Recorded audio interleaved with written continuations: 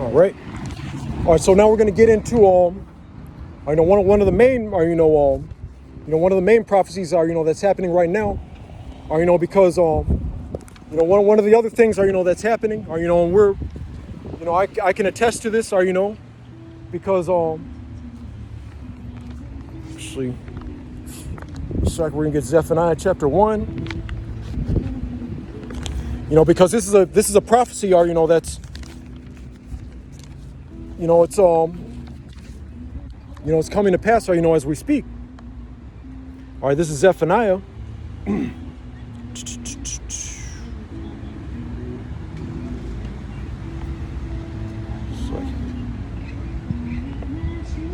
All right, Zephaniah 1 and 10. And it shall come to pass in that day, saith the Lord, that there shall be the noise of a cry from the fish gate, and an howling from the second, and a great crashing from the hills. What's a fish gate?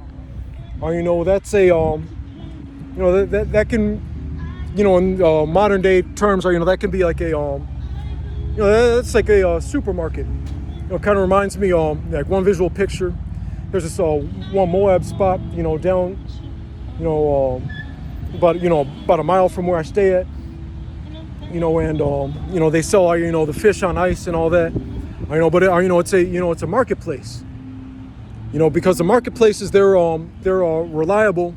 They have to rely on our farmers, for certain food storage, places and things like that. That are mysteriously getting blown up. And then all these farmers are talking about how after and the they're getting less of a yield, and then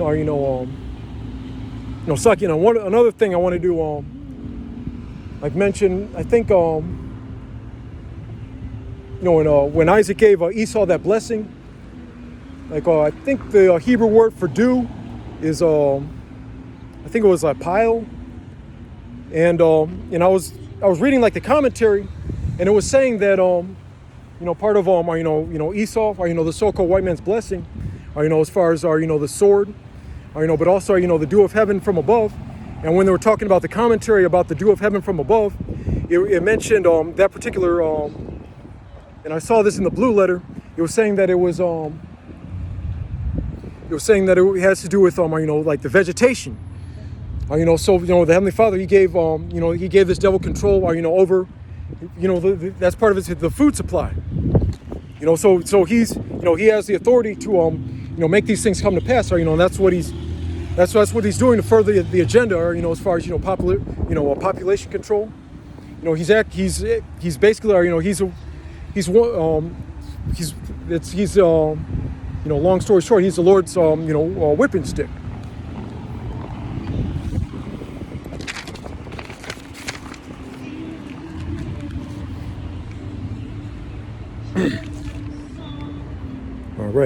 All right, Zephaniah 1 and 10. And it shall come to pass in that day, saith the Lord, that there shall be the noise of a cry from the fish gate, and an howling from the second, and a great crashing from the hills.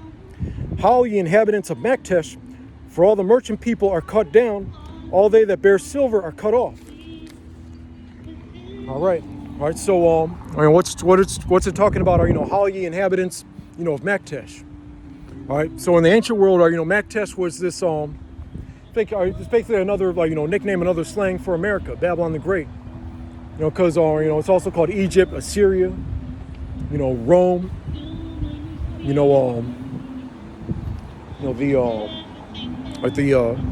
Edomites are all called the Grecians in the book of Joel. All right. So there's all types of slang, but it's like Maktesh, that was like a merchant city. And it's slowly shutting down. Slowly but surely. Because even when I go grocery shopping or out to eat, all these vendors are they're always like out of something. Like I said in my last lesson, like there's a lot of products that are in the class of '86 right now.